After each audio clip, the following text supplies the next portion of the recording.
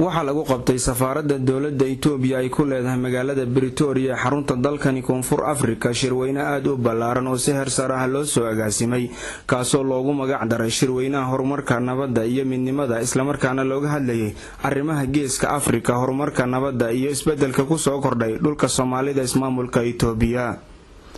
shirkani oo ahaa mid aad u ballaaran ayaa waxaa isugu yimid dhammaan jaaliyadaha Soomaalida ismaamulka Itoobiya ee ku dhaqan dalkani Koonfur Afrika oo ay ka mid ahaayeen odayaal dhalinyaro salaadiin iyo aqoon-yahano. waxaa sidoo kale ka soo qayb galay jaaliyadaha kala duwan ee ku dhaqan dalkani Koonfur Afrika sida jaaliyada Soomaaliyeed ee Somali Community Board, jaaliyada Somaliland, jaaliyada Puntland iyo marti sharaf kale oo ay ka mid ahaayeen diblomaasiyiin waxaana lagu taageeray nabadda ka dhalatay deegaanka Soomaalida ismaamulka Itoobiya isla markaana waxa uu ahaa shir lagu sagootinayay lagulana dardaarmayay wafdi heer sare ah oo ka socda jaaliyada oo booqasho markii ugu horeysay ku tagayo gobolka ismaamulka Soomaalida Itoobiya. shirkan ayaa ugu horeyntii waxa lagu furay wacdi diini ah oo ku saabsan wanaaga ay leedahay midnimada ummadda iyo nabad lagu wada noolaado waxaana wacdigaasi diiniga ah ka jeediyay Sheekh Cabdullaahi Wali. shirkan oo ay si wada jir ah u soo qaban qaabiyeen maamulka jaaliyada iyo safaaradda Itoobiya ay ku leedahay dalkani Koonfur Afrika ayaa waxa khudbad dheer ka jeediyay gudoomiyaha jaaliyada Soomaalida ismaamulka Itoobiya ee dalkani Koonfur Afrika mudane Inshaar Maxamed Doolaal. khudbadan waxa uu gudoomiyuhu kaga hadlay marxaladihii kala duwan ee jaaliyadu soo martay xilligii la aasaasay ilaa iyo halka ay haatan taagan tahay. Bismillahirrahmanirrahiim. waxaan halkan uga mahadcelinayaa telefishinka caalamiga ah ee Universal oo mar walba jaaliyada Soomaalida Itoobiya ee Koonfur Afrika garab taagan program kasta oo leenahayna si wanaagsan oo qiimo badan nagala soo qayb gala. gaar ahaan waxaan u mahadcelinayaa Cabdinaasir Soomane oo mar walba barnaamijyada noocan oo kale nagu weheliya. intaas markaan kaga gudbo mahadnaqa telefishinka caalamiga ee Universal shirkii maanta meesha ka dhacay wuxuu ku saabsanaa nabadgelyada ka taabagashay gobolka ama wadanka guud ahaan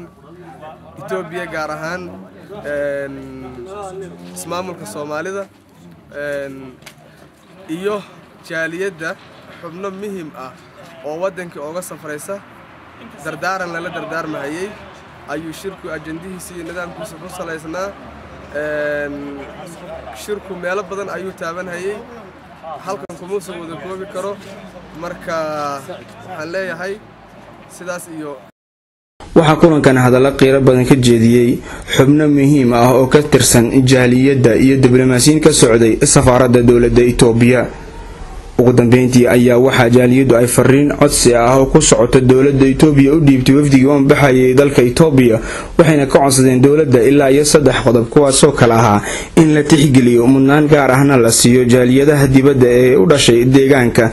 in dowladda Itoobiya aysan wax faragelin ah ku sameynin goobaha cibaadada sida masaajida iyo dugsiyada Quraanka, iyo in aan dhibaato loo geysan cid allaale cidii ay ka muuqato astaan diimeed, in mushaar fiican la siiyo macallimiinta iskoolaadka wax ka dhigta si loo helo bay yiraahdeen arday ay tayadoodu waxbarasho aad u sareyso. gabagabadii kulankan ayaa waxaa goobta ka hadlay Danjire Hudur Sarcaay oo ah horumuudka safaaradda arrimaha jaaliyada iyo siyaasadda isla markaana wakiil ka ahaa safiirka safaaradda Itoobiya ay ku leedahay dalkan Koonfur Afrika. waxa uuna bogaadin u jeediyay dadaalka jaaliyada waxaana ka hadlay muhiimadda ay nabadda leedahay wuxuuna sidoo kale ka hadlay xoojinta xiriirka jaaliyadaha iyo safaaradda. si kastaba ahaatee jawiga shirkani ayaa ah mid aad u sareeyay iyadoo ammaanka guud ee goobta uu shirku ka socday aad loo adkeeyay. Cabdinaasir Soomane, telefishinka caalamiga Universal TV, Pretoria, Koonfur Afrika.